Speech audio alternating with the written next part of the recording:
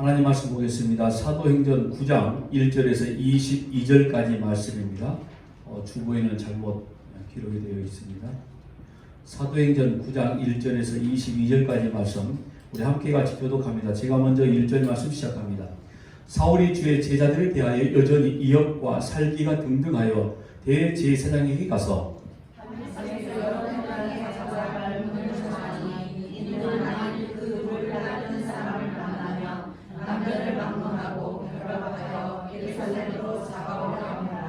사울이 길을 가다가 다메섹에 가까이 이르더니 호련히 하늘로부터 빛이 그를 둘러 비추는지라.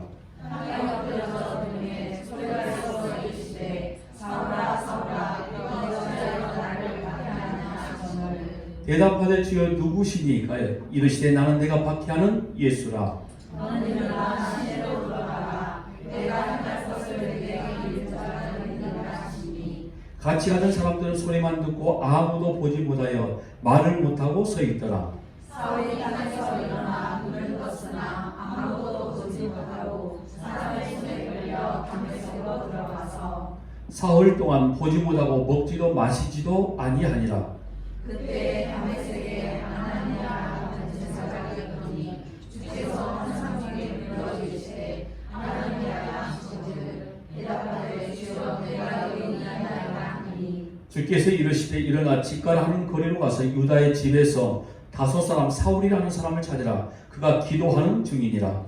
그가 아나니아라는 한 사람이 돌아와서 자기에게 안수하여 다시 보게한 것을 보았느니라 하시거늘 아나니아가 대답하되 주여 이 사람에 대하여 내가 여러 사람에게 들싸운즉 그가 예루살렘에서 주의 성도에게 적지 않은 해를 끼쳤다 하더니 여기서도 주의 이름을 부르는 모든 사람을 결박할 권한을 대제사장에게서 받았나이다 하거늘 주께서 이르시되 가라. 이 사람은 내 이름을 이방인과 임금들과 이스라엘 자손들에게 전하기 위하여 택한 나의 그릇이라.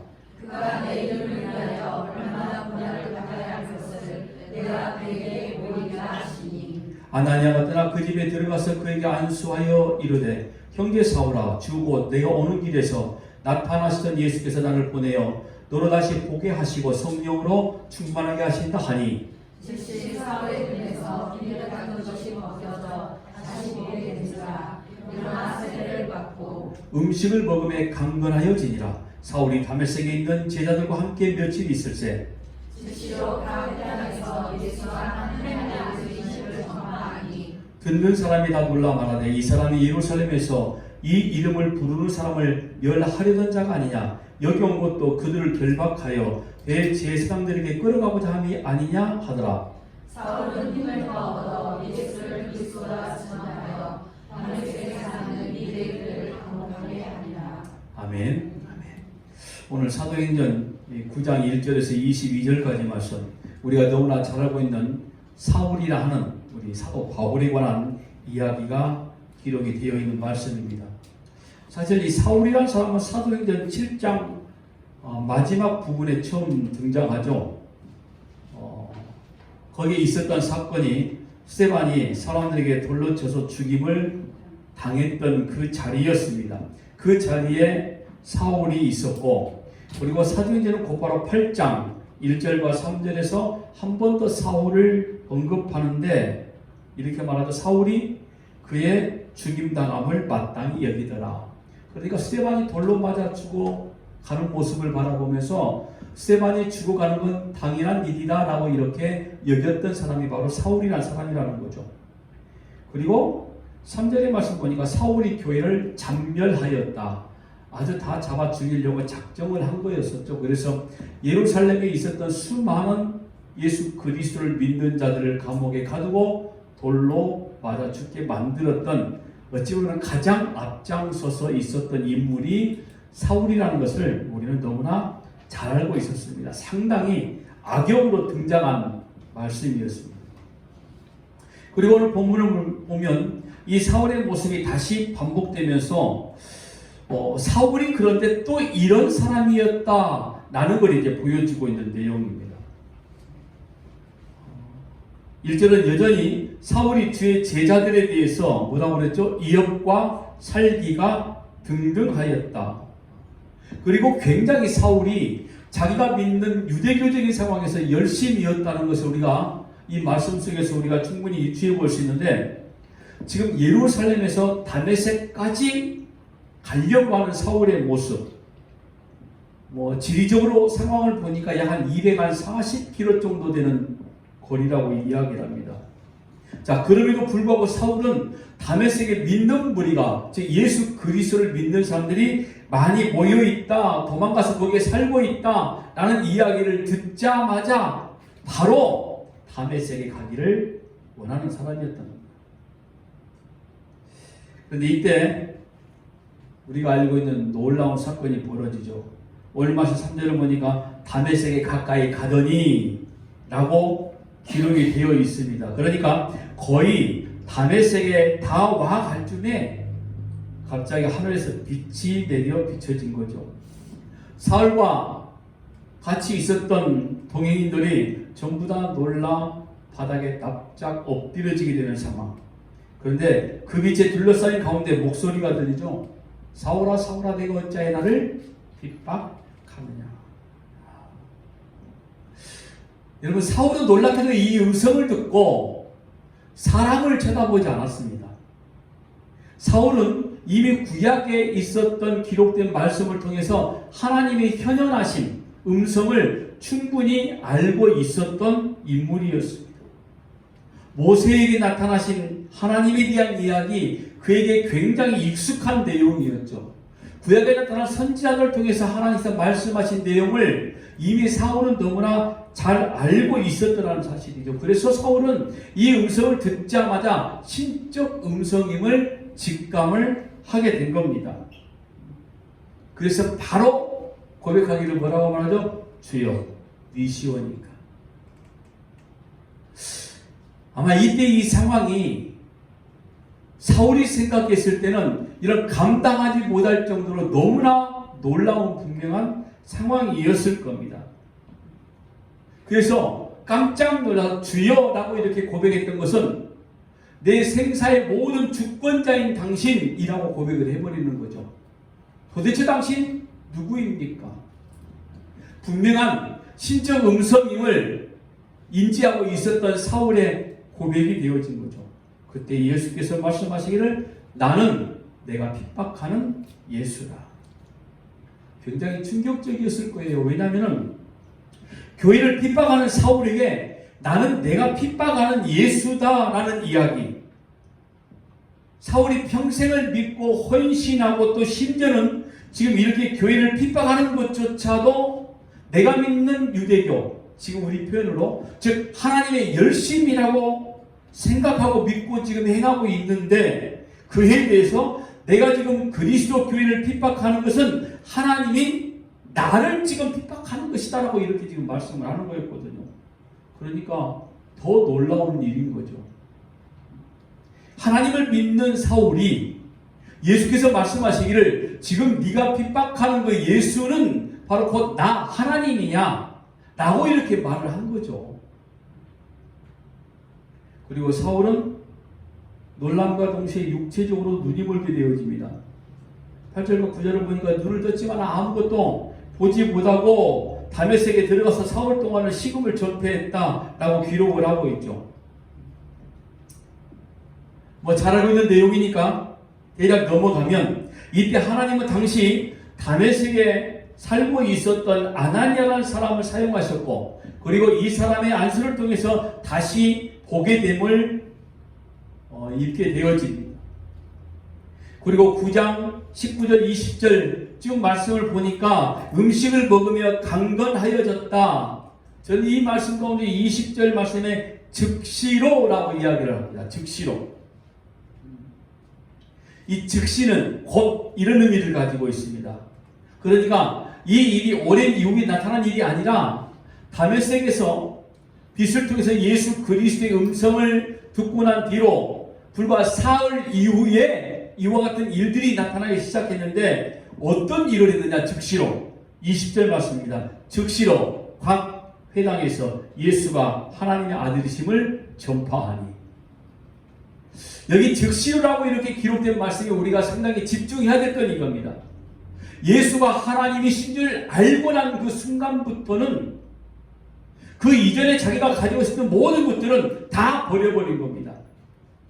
그 내용을 우리가 유추해 볼 수 있는 것도 역시 세례를 받은 사도 바울의 모습이 오늘 본문에 기록이 되어 있거든요. 세례가 뭐라고 그랬죠? 죽음 이후의 또 다른 생명이었습니다.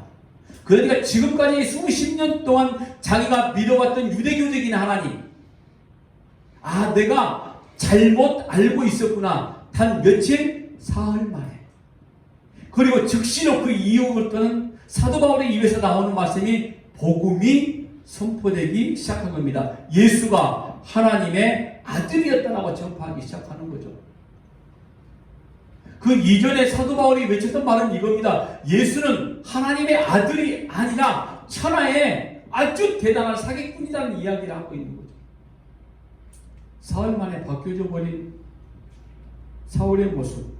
어떻게 이런 일들이 일어날 수 있는 겁니까? 하나님을 모르던 사람이 하나님을 믿자마자 복음 전도자가 되는 것, 우리가 외적으로 판단할 때에 굉장히 극적이고 감동적인 것처럼 보일 수 있지만은 정확하게 말한다고 그러면 사울에게는 믿음의 방향이 바뀌어져 버린 거였었거든요. 굉장히 놀랄만한 일인 겁니다. 이전에 가지고 있었던 사도 바울의 믿음은 어떤 것이었냐? 눈에 보이는 열심을 행하는 것, 그 믿음이었습니다. 근데 3일 만에 이 사도 바울이 가지고 있었던 믿음은 전혀 다른 믿음. 사도 바울은 이미 율법을 통해서 하나님이 이 땅에 그리스도 메시아를 보내주신다는 사실을 충분히 알고 있었던 인물이기도 했습니다. 도대체 사울 동안에 어떤 일이 있었는지, 세례를 받고 아나니아를 통해서 성령의 역사가 충만하여졌다라고 이렇게 말씀을 한 거 들어보니 우리가 충분하게 유추해 볼 수 있는 것은 지금까지 잘못 믿고 있었던 사울의 믿음을 아나니아를 통해서 충분하게 어떤 이야기를 들었을 것이라는 사실을 우리가 유추해 볼 수도 있다라는 거였습니다. 왜냐? 믿음은 들으면서 나기 때문인 거죠. 로마서 1장 17절이죠. 복음에는 하나님에게 나타나서 믿음으로 믿음에 이르게 하나니 기록된 바 오직 의인은 믿음으로 말미암아 살리람과 같으니라. 도대체 3일 만에 어떤 일이 벌어진 겁니까? 사울은 들었던 겁니다. 알고 있었던 것을 이제 들었던 겁니다. 그래서 눈에 보이는 행함있는 믿음으로 열심히 자기의 모습을 보여주었던 사울의 믿음이 이제는 복음을 선포하는 자로 바뀌어지게 되었다는 겁니다. 기독교적인 믿음은 여러분 열심을 통하여 얻어지는 게 아니라는 거 우리는 너무나 잘 알고 있잖아요. 기독교는 뭐라고 그랬죠? 말씀의 정결한 이야기 너무나 많이 듣죠. 그러니까 말씀을 알고 있는 자가 말씀을 선포할 수 있는 것이고 그 말씀에 자기 인생을 바라보는 자가 우리 인생이 어떤 인생이라는 모든 자들에게 선포할 수 있는 자가 되어지는 겁니다.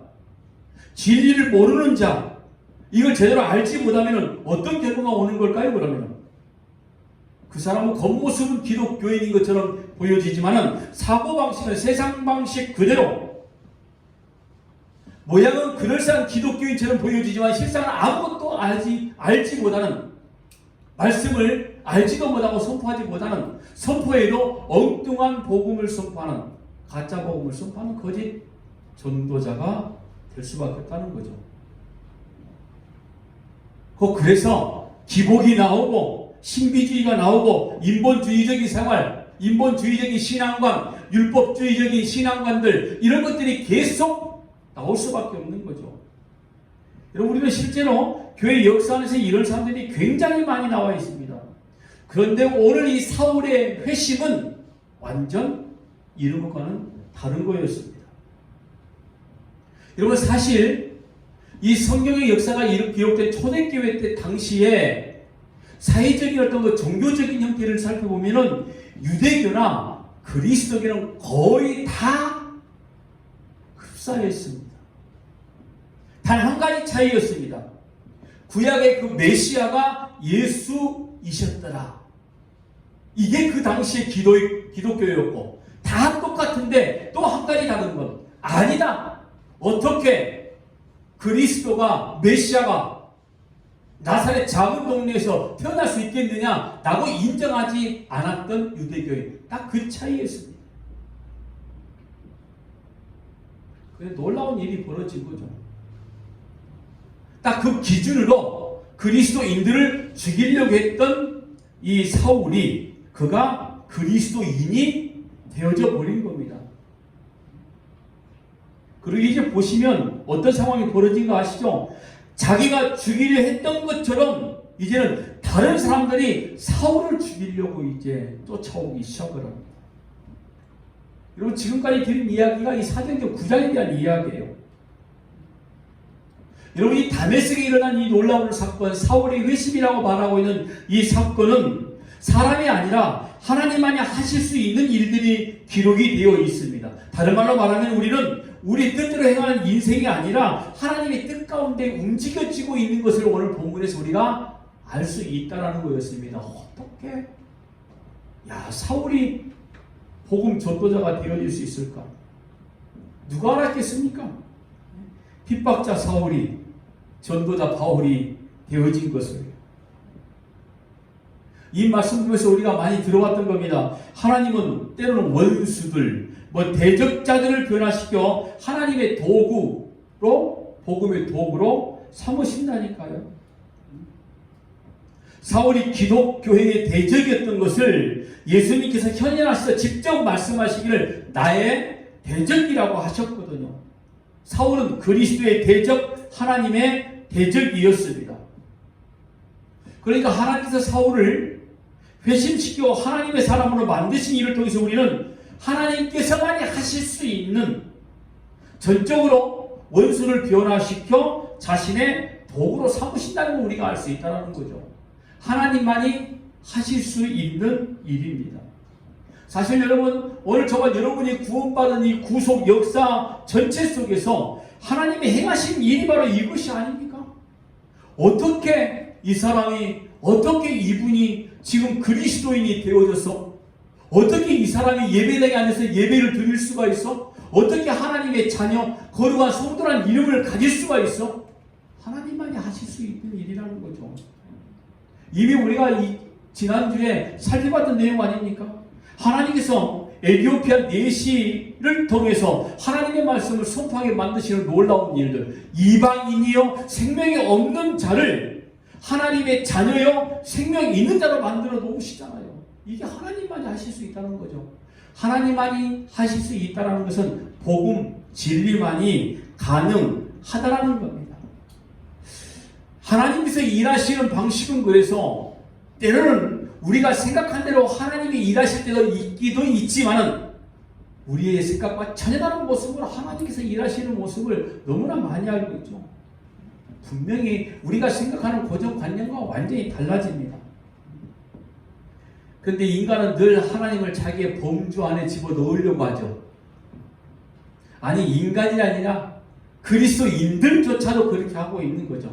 하나님을 알고 있는 자들이 하는 일이니까요. 하나님을 자기의 생각 안에 집어넣으려고 무던히 일을 씁니다. 우리의 생각 안에, 우리가 생각할 수 있는 범주 안에 하나님을 집어넣으려고 한다는 거죠. 여러분, 애쓰지 마세요. 하나님은 나의 생각과 뜻 안에 들어오시는 것이 아니라 우리를 도구 삼아 하나님의 뜻대로 이끄신다는 것을 빨리 고백하고 그냥 따라가는 수밖에 없습니다.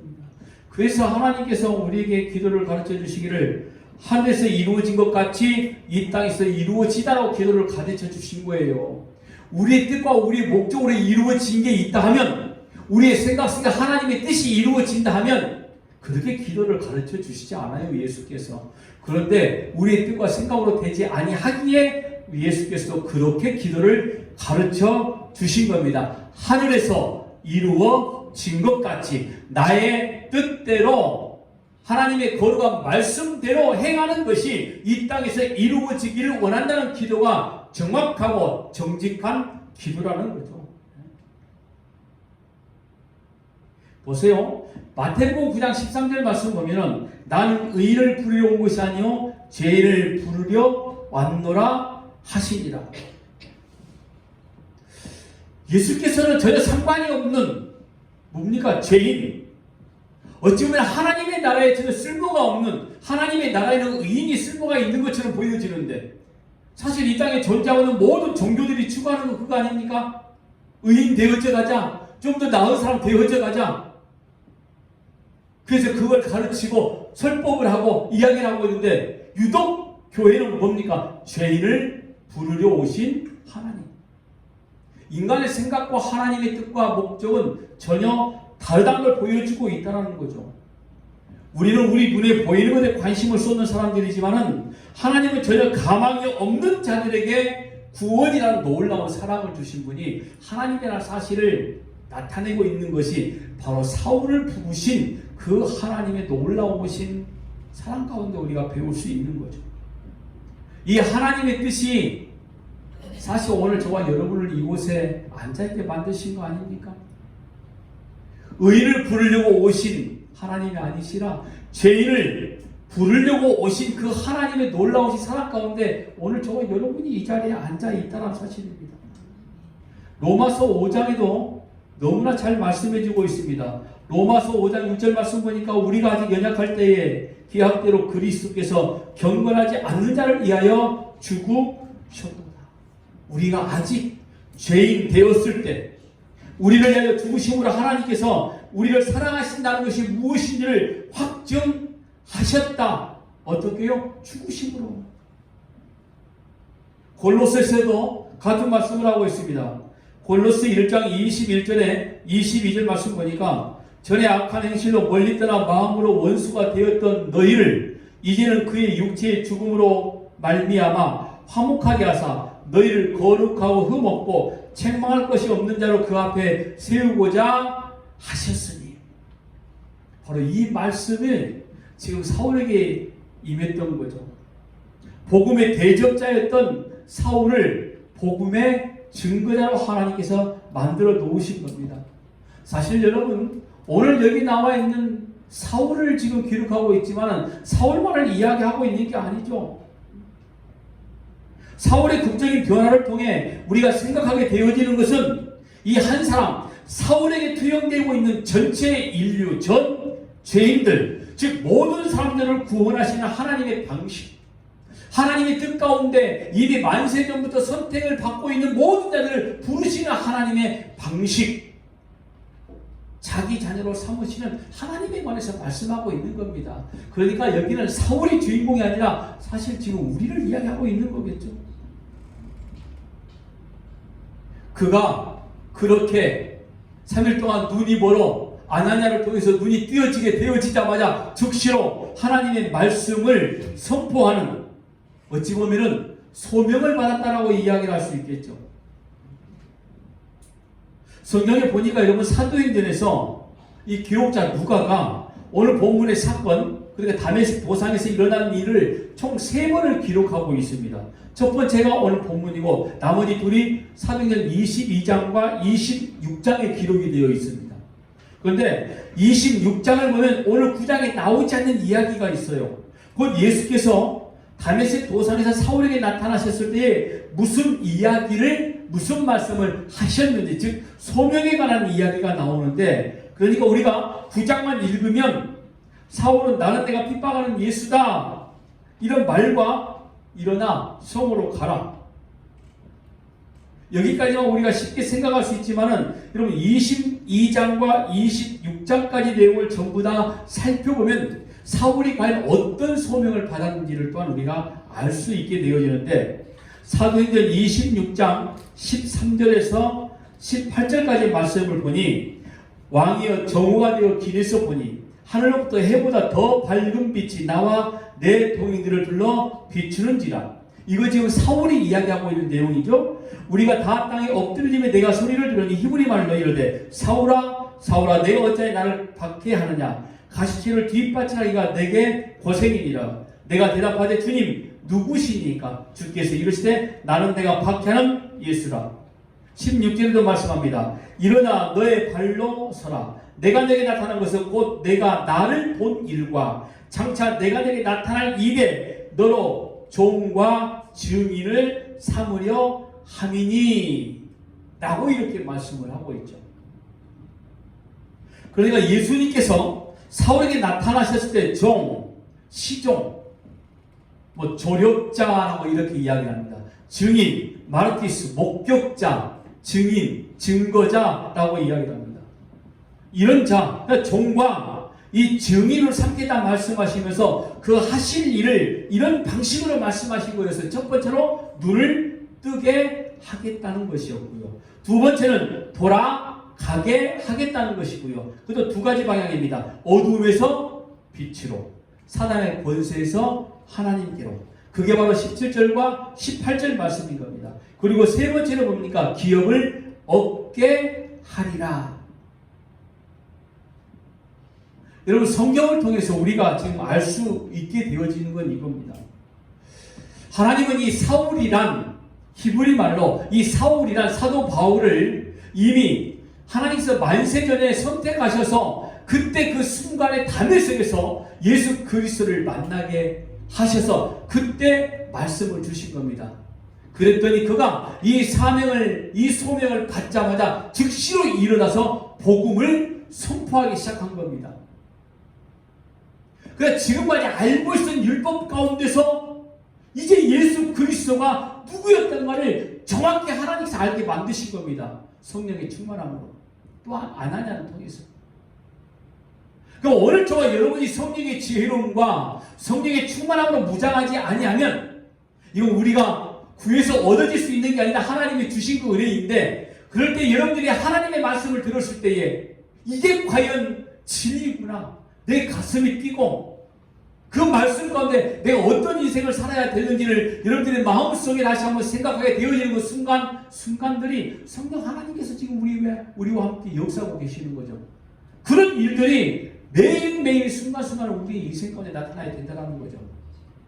그러니까 사도 바울이 이 복음의 말씀을 깨닫는 순간부터 그는 어느 순간에도 하나님의 말씀을 전하는 거 게으르지 않았습니다. 오직 그가 자랑할 바는 복음밖에 없다라고 이야기합니다.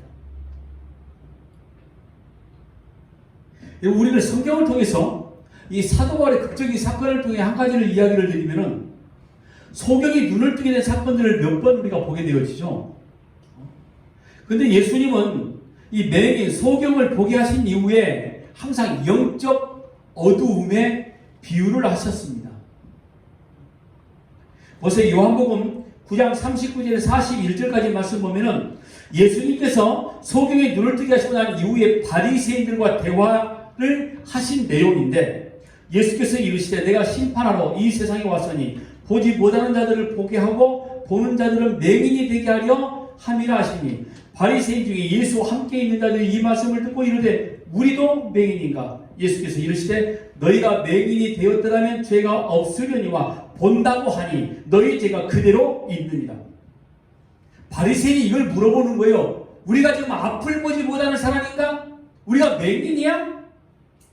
그때 예수님께서 뭐라고 말씀하시는 거죠? 너희가 맹인 되었다면 죄가 없으려니와 본다고 하니 너희 죄가 있다. 너희들이 처음부터 보지 못하는 자였으면 이제는 보게 될 것인데, 너희들이 안다 하니 보고 있다 하니 너희는 죄가 그대로 있다. 간단하게 말해서 영적으로 무지어진 진짜 복음을 모르는 자들에 관한 말씀을 하고 있는 거죠.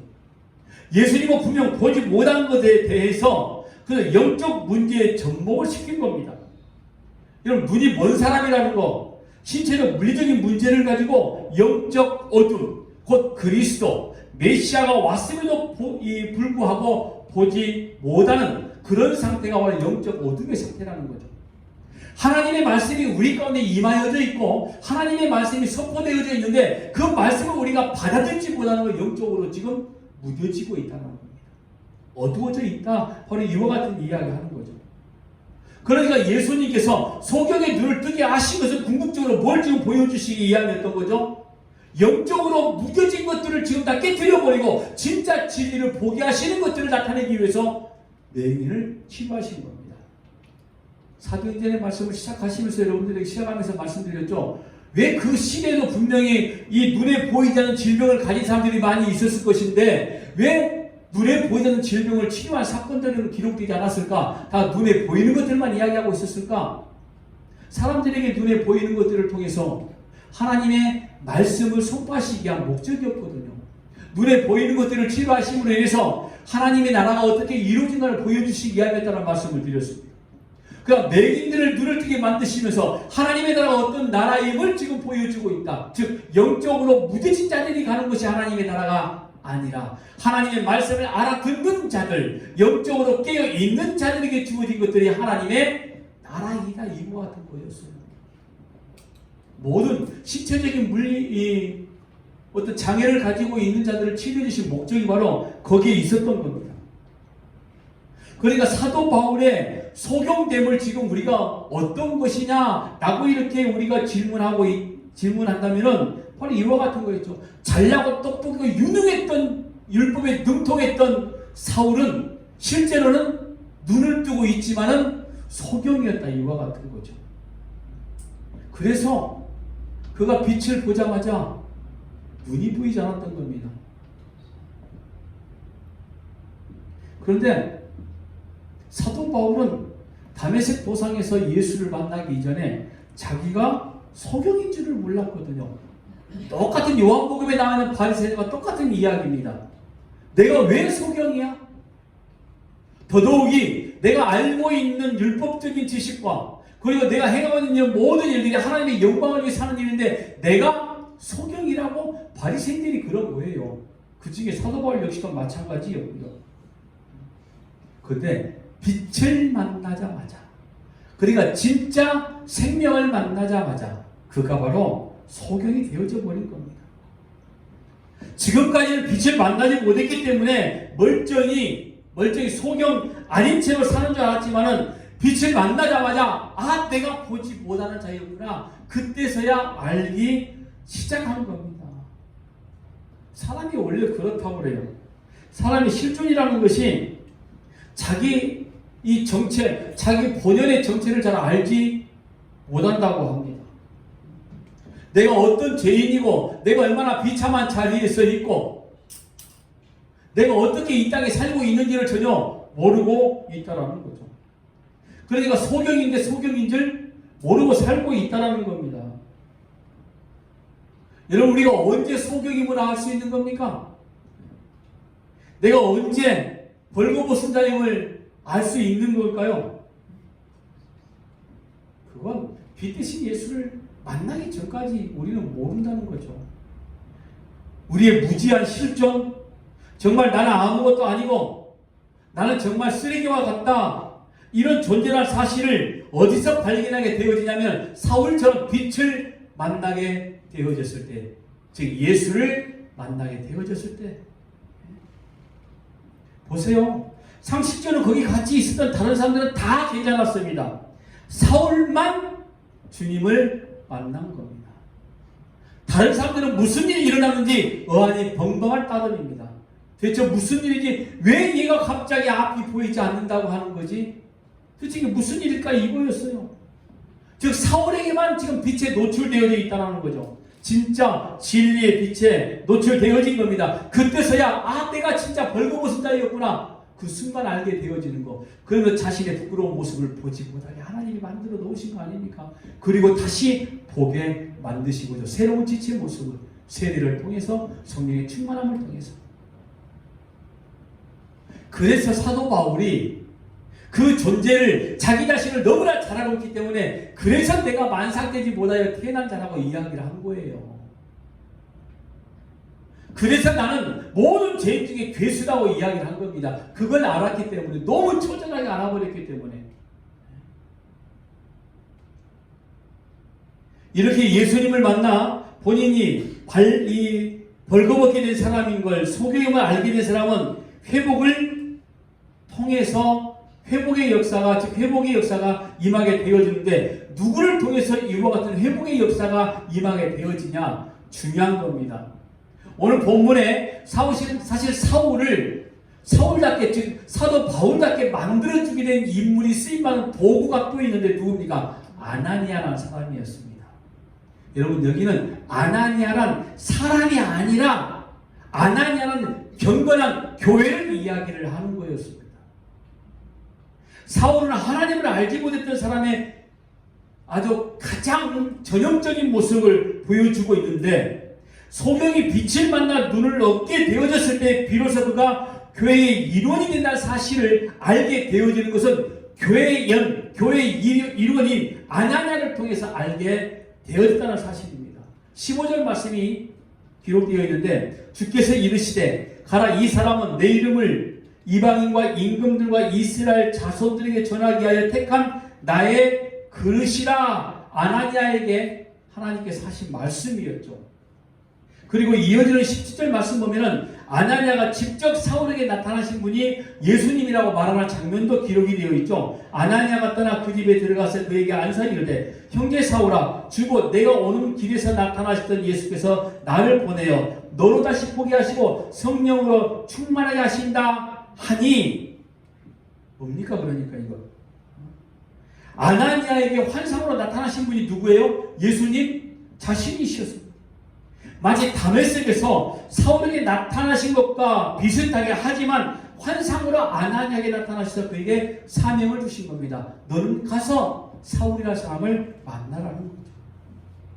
집가라 하는 거리로 가서 다섯 사람 사울이라는 자를 만나 그의 눈을 보게 하라. 아나니아는 교회의 대표입니다. 지금 이 주님의 명령을 들은 아나니아는 말씀에서 들은 대로 집을 찾아가 사울을 만나게 되어지고, 그리고 예수님의 명령 그대로 사울에게 안수하여 그의 눈을 뜨게 만든다는 겁니다.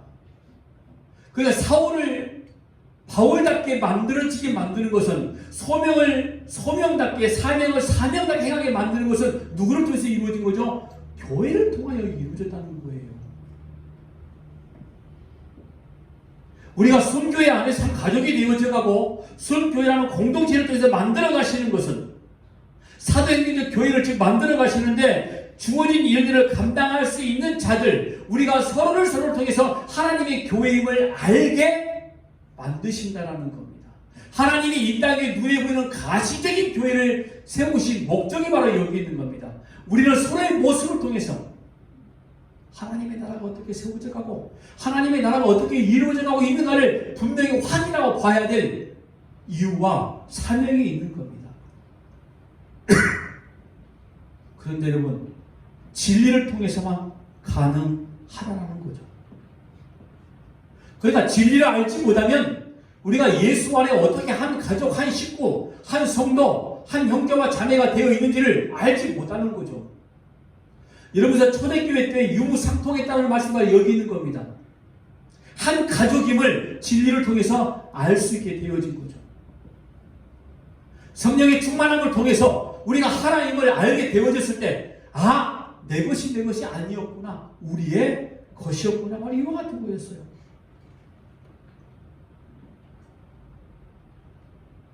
오늘 저와 여러분 이곳에 하나님의 교회를 세워주신 것은 바로 우리의 서로를 통해서 하나님의 교회가 어떻게 이루어져 가고 어떻게 세워져 가고 하나님의 나라가 선포되어져 가고 우리의 서로를 통해서 하나님의 나라를 볼 줄 알아야 되는 줄로 믿습니다.